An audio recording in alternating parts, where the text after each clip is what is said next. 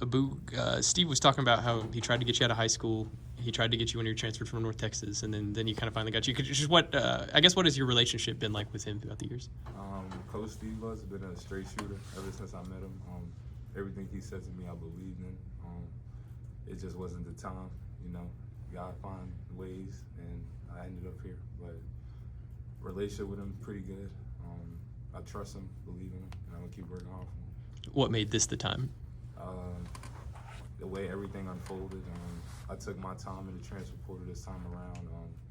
It was really just him and this coaching staff that really like showed me they were going to pour, you know, a lot of energy into me, and he made me believe in it. With his system, you've got to get up and down the floor quite a bit. Was that ever a point of let me think about that for a little bit, or kind of what are your views on rim running and stuff like that? For sure.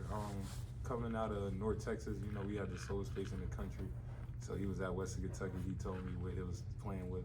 For sure, in the back of my mind, like, you know, there's going to be a transition, a difference. But always knew I would be able to, like, play in any type of play style, honestly. Did you feel that? You had to condition differently this year? Oh, for sure. Everybody on the team would tell you this is probably the hardest, like, all season in our lives, to be honest. Run a lot, you know, get up and down a lot, play a lot of games, but, you know, it get us to the best shape in our lives, to be honest. During, you know, preseason getting ready and maybe the first couple games, can you feel that, like the difference of the pace here from where you played previously? Oh, for sure. Even in the practices, just the way, you know, it's kind of nonstop. Pace is always up. Energy, he's always expecting you to have, like, you know, live full energy. But I think it works, honestly. We just got to keep finding ways to figure it out. Arturo, I was asking Coach about kind of your value to the defense because of what you can do, guarding the floor, those type of things. Do you feel like you're a little bit of a tone setter, maybe, for the defense? Yeah, I feel like I'm a little bit of a tone setter. I know these guys just look for me to just bring the spark defensively for real, and that's my role. I feel like I took on for real. And that's always been even some of this stuck out about you. Is that something you feel like you hang your hat on a little bit? Yeah, I definitely take pride in my defense. That's my whole college career. That's all I've been kind of known for is my defense, and that's what got me here for real. So I just keep on at it.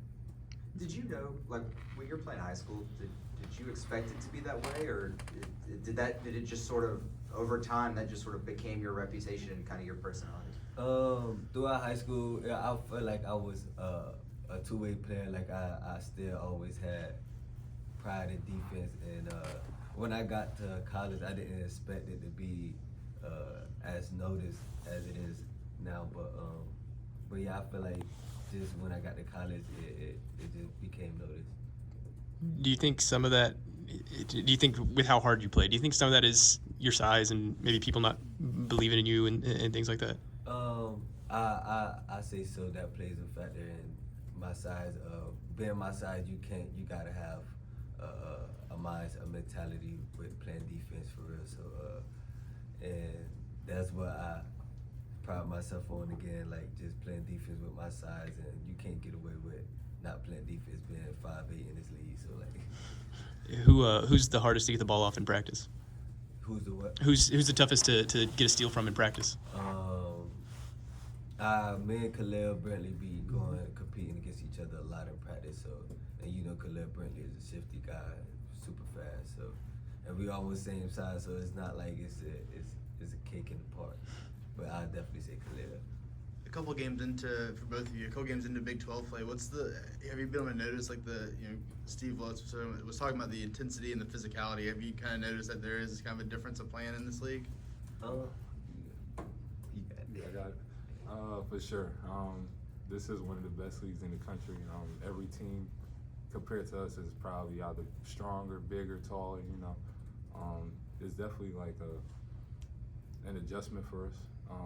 For most of us that haven't been in this league, but I think as time keep going, we're getting more and more comfortable, and we're starting to figure out ways to win and find ways to win.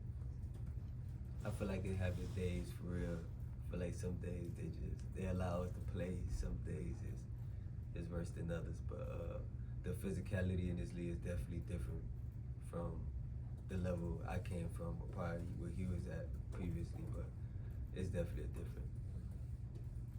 I asked Steve if he ever has fun, if he's ever able to enjoy it, and he talked about not really. He's so focused on helping y'all get better and everything he has to do.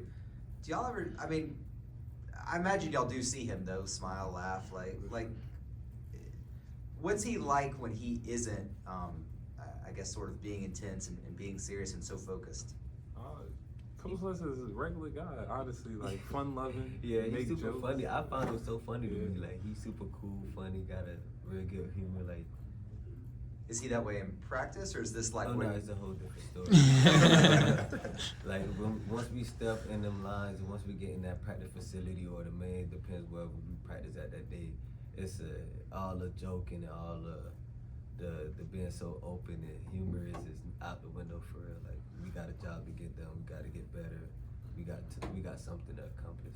So if you're gonna, I don't know, like if you're gonna joke with him or like, when are you catching him in these moods? Is this before practice, after a day y'all didn't practice? Oh, for me, I'm a goofy guy, so like sometimes even in intense and serious moments, me and Coach Les, I think I have this relationship where I just still smile and laugh and stuff like that. But with him, man, I felt like if he feel like we gotten better and we accomplished something and got a percent better in practice a day, he'll open up a little bit. But for the most part, everything between them lines is about business, and we trying to accomplish something at the end. Abou, it's kind of same question for you. When's the best time to kind of, if you just want to like have a more relaxed conversation, what's the best time to catch him? Like he said, it depends. Like there's days that we're having great practices, you know. As a player, you kind of just got to know, like, all right, you could crack a little joke or two. Like, he's not like 100%, you know, serious. Like, he'll let you like lax off. He knows his basketball stuff at the end of the day. But don't do it when, you know, practice isn't going as well. Then you might end up on the line or something. But just find the right times, honestly. Either one of you, what's it like to have 2 days off in the middle of the season like this? I'm guessing it's probably a little bit welcomed. It's cool because of the practices we have, but it's kind of weird. I wasn't even expecting that. I was told last minute that we got 2 days off for real. I wasn't really expecting days off, honestly. Same. Feels good though, for sure. Knowing what we got going this next week, straight games, 3 games in 1 week. Definitely take advantage of it. Treatment, everything like that. Stay off my feet as long as I can.